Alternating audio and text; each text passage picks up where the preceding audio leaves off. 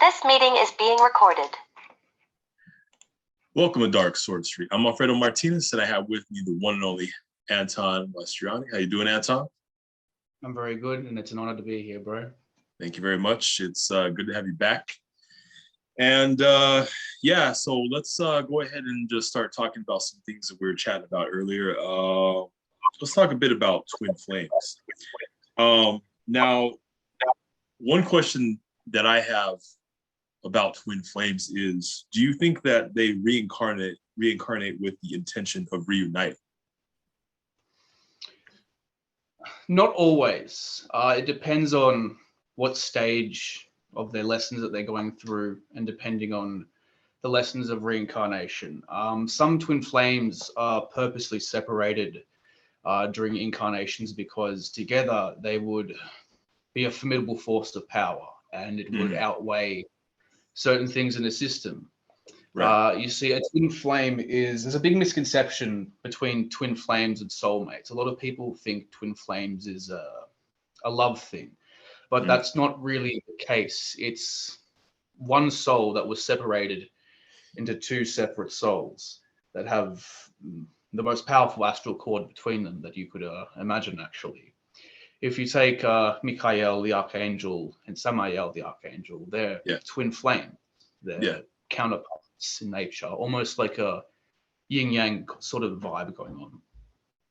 Okay, so would you say that a lot of twin flames tend to be Geminis for that reason? Geminis? Yeah, because of the twin and the mirror aspect. That could be the case, yeah, definitely, absolutely. But it all depends on how the soul was made and certain lessons it has to go through. Twin flames are usually meant to learn from each other. There's certain aspects that one twin flame has that the other will lack, and vice versa. For example, one may be more light than the other one may be more dark, and one has to learn from the other's light, and the other one has to learn from the other's darkness. But both possess light and darkness, just different polarities and qualities of each. Okay, so you had mentioned that twin flames are not necessarily a love thing, but just to learn from each other and help each other ascend, right? Yep, absolutely. And it is said that when they have both learned what they need to learn and have finished their reincarnation cycle, that they will actually merge back into one soul towards the end of their path. So this isn't necessarily one that someone else that you may, have feelings for or want to get into a romantic relationship with. This could be just two buddies that like to hang out. This could be, people of any really relation that need to learn from each other. Would you say that? Yep, absolutely. And they'll find that they're identical, not just personality, like literally like twins, but even in the way they look, their energy, and the way they've lived their life, the circumstances, predicaments, and situations that have arisen in life and that they've gone through will be like looking into a mirror almost. Right. Okay. All right. Now, a lot of people would say that their bond is eternal. So according to what you're saying, their bond is not eternal. Just according when they learn their stuff, they'll just go ahead and merge together. Yes, that's during ascent that they'll merge together. So would you say in a sense that they are each other's spirit guides, at least for the time being? Absolutely. Yes, they will learn and guide each other through many things. Okay, so now let's talk a little bit about the astral. Now, what would you say are some misconceptions about the astral? A lot of people take the astral too literally. The symbolism behind it is key. After all, it's all energy. A good example of this is something that I've been learning recently, which is astral weapons. A lot of people think that the weapon is literally a weapon in the astral, but this is just energy in the shape or form or symbolic sort of shape of the weapon. And you are wielding these energies in however manner you wish. Take, for example, Archangel Michael's flaming sword. This represents the wrath of the archangels, the punishment of the archangels, things like that. Okay. So would you say that so you say that the weapons are more of a concept than an actual weapon? Yes, yeah, it's wielding these energies in a weapon-like state. Hmm. Which doesn't surprise me because everything in existence is, symbolism attached to other symbolism, which, once you start a rabbit hole of symbolism, you end up, it just doesn't seem to end in existence. So, Absolutely. yeah. Now, what would you say is the ideal way for the average person to have a good astral defense? The ideal way is to focus on how you slip into a trance. Mhm. Most people project when they sleep. This is the ideal state that you want to be in. And it's hard for people to get into that state on purpose. The first time I did it, I was laying down on a couch trying to walk through different parts of my house. And I couldn't get the launching effect where the spirit leaves the body, sort of.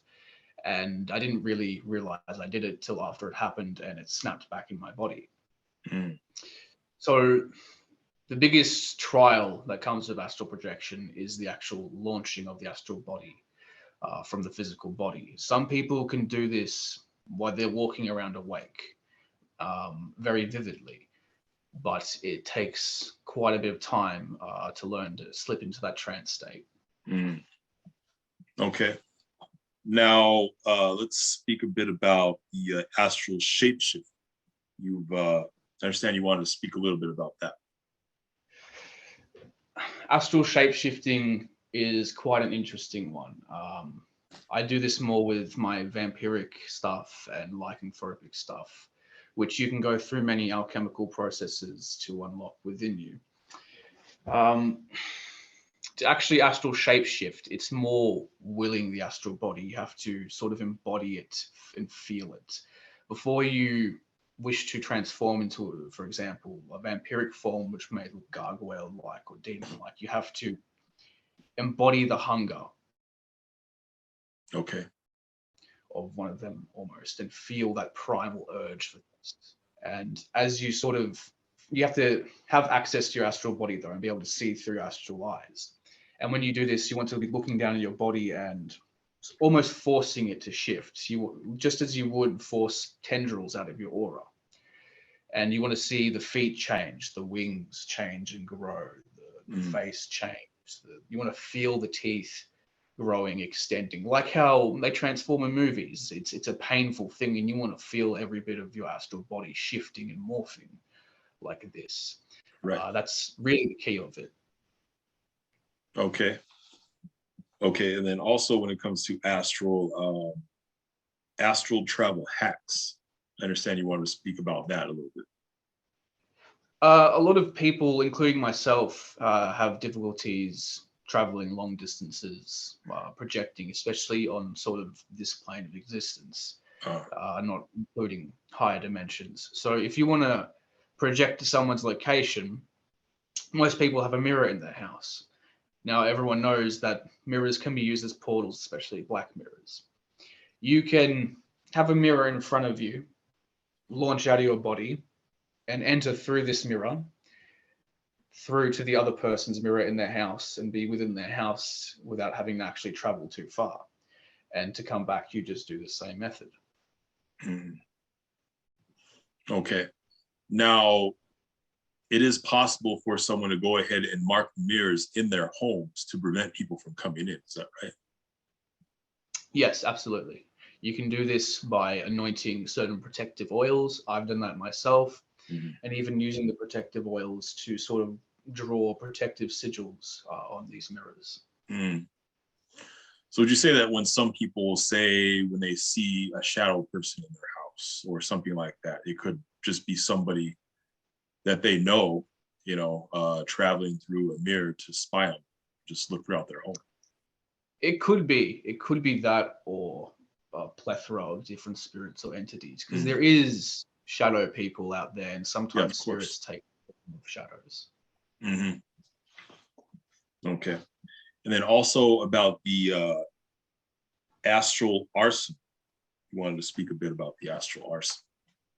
Yes, that's more of a collection of one's astral weapons. Everyone will have an astral temple. Now, it's very important that we work on the warfare aspect of astral stuff when it comes time to not only battling other magicians, but the spirits will test you. And sometimes these tests come in forms of astral attacks, so to speak. I had a legion gifted to me by Samael, and I had to earn that legion by fighting them. And I had to access my astral arsenal, quickly go to the temple, which is already built. You build the arsenal and you will see, sort of, depending on how you built it, a large hallway with racks and weapons and all sorts of things that you've collected or even made, because it's quite possible to make astral weapons. And that's pretty much the astral arsenal. Then I came back and sort of fought these things off. They were sort of like werewolf looking things, but with no face, completely blank. They had the horns, some had the spears, some didn't, but they were very lycanthropic in nature, and a lion with lion manes almost. And as I was doing this, people I lived with could hear my doors scratching like they were trying to get out as I was fighting them. And after that ended, I actually walked out of the room and someone said, "Come back here quickly." I walked over to them. They looked at me and said, "I swear I just saw you covered in blood." I was covered in the actual astral blood of these beings that I fought off. And from there, Samael came to me and said, "You've earned this. They are now yours." Wow, very well said. A lot of people, actually, there's almost nobody who speaks on that, really. One thing I like about this is that you tend to bring out new information instead of just rehash stuff. So, yeah. Now let's speak a bit about possession. What would you say are misconceptions about possession? Because possession is something due to Hollywood that is very misunderstood. A lot of people think possession is a forceful thing. Spiritual molestation, when it is not. It is the unification of a spirit and you internally. All possession really is a high state of invocation, summoning them internally, but allowing them to take the driving seat for a little bit, so to speak. Would you say that a lot of people subconsciously tend to invite spirits to be possessed into them, like without, like they give them their permission without them even realizing it consciously, but they are doing it on a subconscious level? Absolutely. I believe Sander even spoke upon this in your last video with him.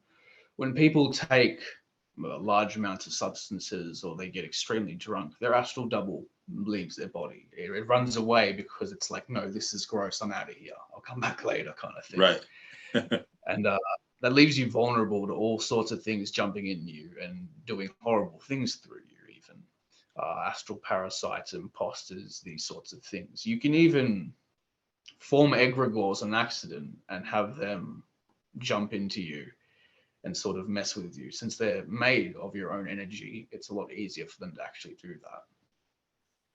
Yeah, would you say that a lot of times, like when people, like say if people get really drunk and then all of a sudden they wake up and they're in trouble or they did something that they really regret, it's actually their astral body left them and something else tended to jump in and kind of take over? Absolutely. And they always usually say that's not something I would do, or that wasn't me. Yeah. And subconsciously they know that it wasn't actually them, it was something else that jumped in. And they can feel it too, that it's true, it wasn't them.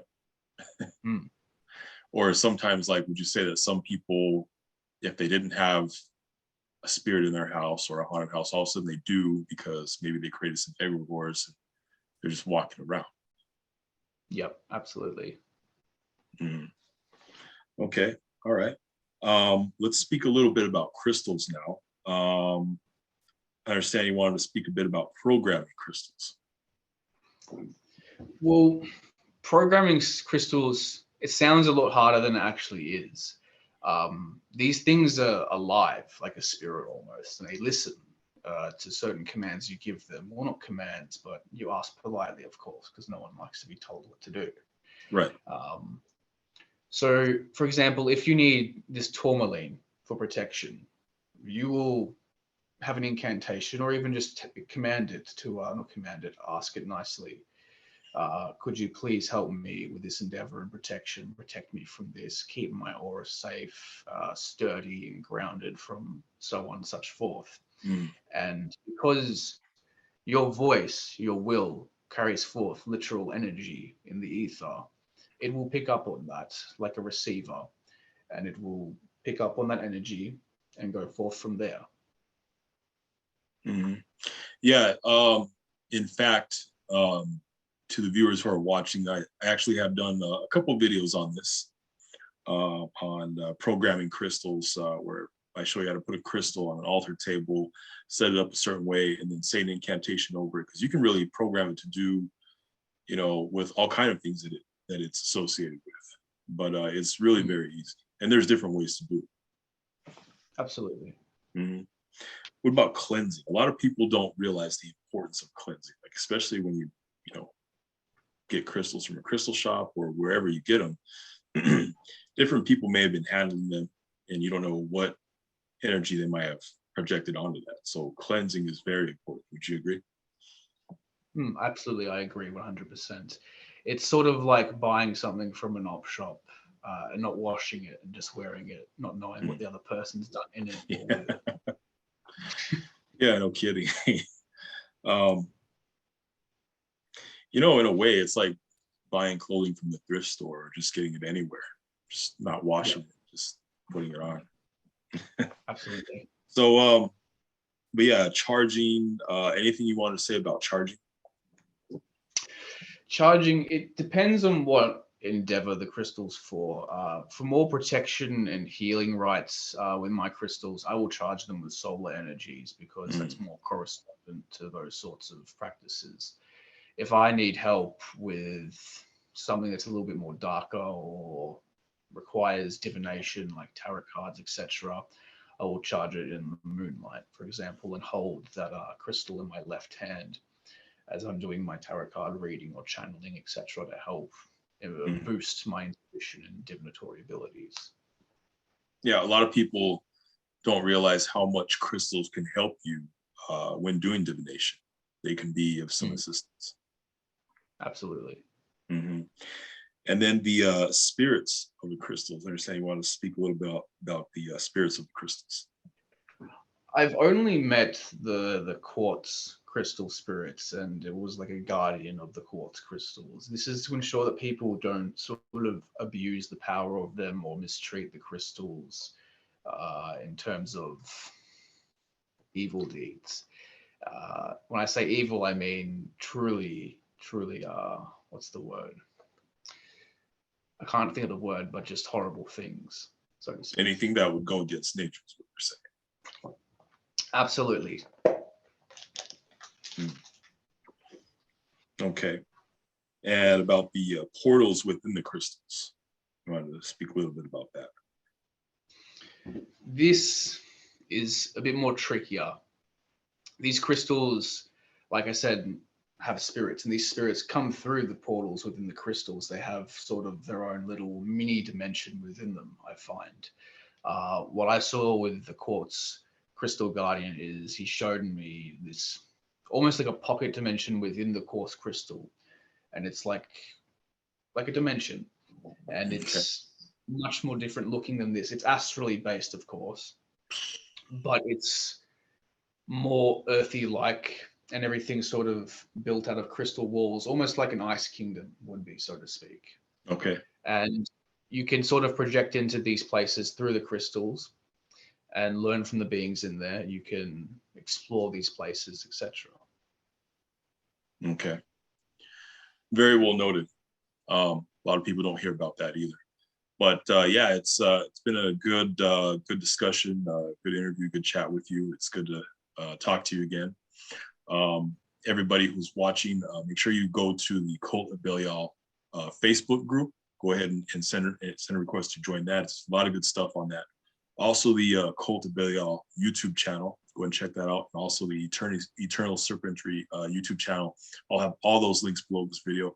Anton, thanks again for coming on. And everybody who's watching, go ahead and like, subscribe to Dark Sorcery. Thank you for having me on.